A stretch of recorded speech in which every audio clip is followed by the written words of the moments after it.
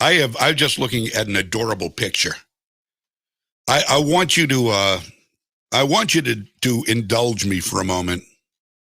I have a picture at my Facebook page. Actually, I've got a couple of pictures at my Facebook page I would like to draw your attention to because my page is open to everybody. Anybody can go on my Facebook page except the people maybe I have blocked because they're douchebags. Hey, I'm going to be truthful about it. I'm not going to lie to you, okay? So one of the pictures I posted for Memorial Day, and it's my profile picture. It is a picture of my dad in his Marine jacket that my wife got him at Togus where she works. Marianne works for the VA. And in the PX, I don't know what they call it now. They used to call it the PX, but there's some other name for it now. I don't know, Walgreens, or I have no idea. But they had this United States Marines jacket. My dad was a Marine. And she got him that jacket one Christmas. And you would have thought she had given him a pot of gold.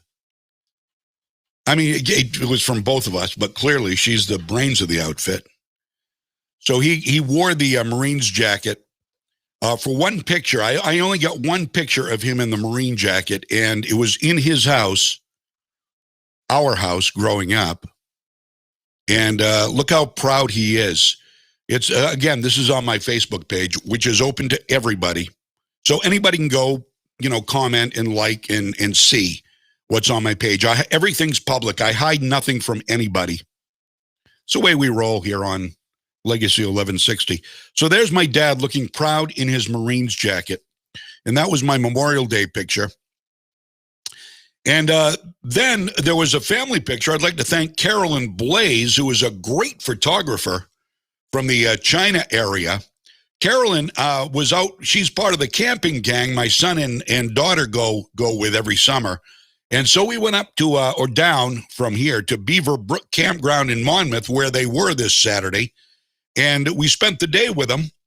And Carolyn had her camera with her, her professional camera that she uses for her photography business. And she took a family portrait with us. And so I posted that there. And that's the whole James gang. That's everybody. That's my wife and me, my son and his wife, my daughter and her husband, and all five grandkids.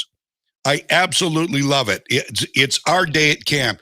And I tag Carolyn Blaze in the photo. So if you want to look at our family portrait, which I'm quite proud of, you can go look at it. And if you want to know how to get in touch with Carolyn Blaze, and by the way, I've got to tell you, she takes the most amazing pictures, seasonal pictures. She has done Christmas pictures. She has done fall pictures. She has done all kinds of pictures with the babies and with the families.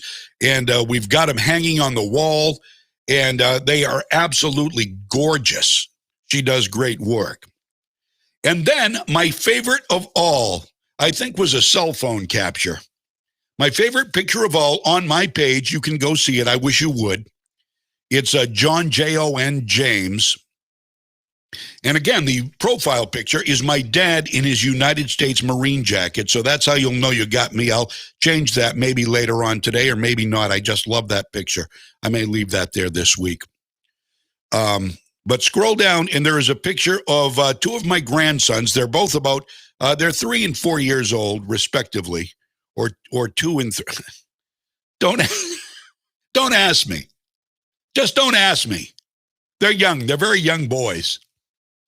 Gavin on your left, Max, my daughter's son, on the right in his dungarees, as we called them. And they're walking down a dirt road. They're walking down the dirt road at Beaver Brook Campground. And it's from behind. It's just absolutely freaking adorable. Got 174 likes on it. I love that. I wrote a little poem to go along with it. I'm very poetic. I was waxing poetic last night. So I wrote a little poem to go along with this, and I'm very emotional. I get very emotional at times. I got very emotional on Saturday with my earache. I'll tell you more about that in a minute. Not that you want to hear, but I want to share with you. I feel we need to share with each other. So here's what I wrote. Here is the caption I wrote on the post of the two boys on my Facebook page walking down the road. Why can't these times forever last? Why don't these memories stay etched in our minds forever past? They take our breath away. It's just a little verse, nothing major. It certainly could have used the Poetry Man music. I'll have to bring that back into the mix here shortly because I do want to get back into my poetry. I also got emotional on Saturday. I woke up Saturday and my ear was plugged. I hate it when I have a plugged ear. I have a plugged ear this morning, and I hate it when you're wearing headphones and it's like you're only hearing out of one side. I hate that. I hate that sensation. And that is the sensation I have this morning and had on Saturday. So I figured once in a while, I get this rinse, it's for wax, and wax can block your ear canal and stuff like that. So I use this stuff, and my ear's hurting a little bit at this point. So I use this stuff in my ear. It's Debrox or something, and I put it in, and I use this plunger to flush it out, and that starts the earache.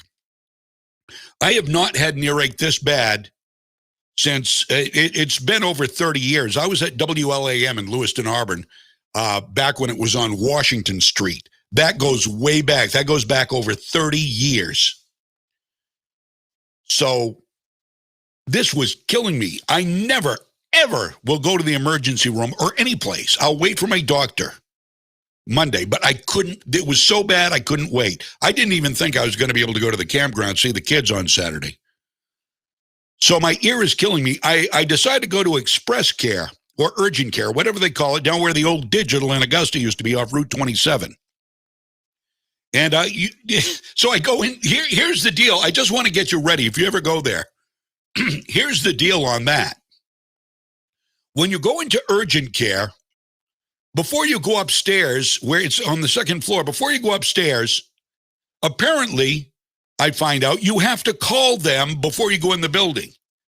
And you have to answer all these questions. So, of course, I missed the sign. My ear's killing me. I walk in, I go up, and they tell me, well, you've got to go outside and call. I said, but I'm here. No, you've got to go outside and you've got to call. So dutifully, with my aching ear, I went outside, and I just walked outside the door, and I called the number that was on the sign. They didn't even give me the number. I could have called from the lobby. But they told me to go outside, so I did. I went outside and I called. And they asked me all the, what's your first name, last name, date of birth, blah, blah, blah. Okay, yeah. Okay, we got that. Somebody will call you shortly with questions. What do they call it? When you have the intermediary there. Oh, shoot. It was right on the tip of my tongue. So somebody will call you right back. So I hang up from that call, and I stand outdoors. I'm waiting for a call back from triage. That's it. So triage calls me back, and they ask me more of basically the same questions, confirming what is going on. So I answer the questions, and they say, come on up. Well, that took about 15 minutes. Once I get in there, it was quick. And the people were really nice. I had a physician's assistant and a woman who is, Nicole, who is going on to be a nurse practitioner. It was Jess was the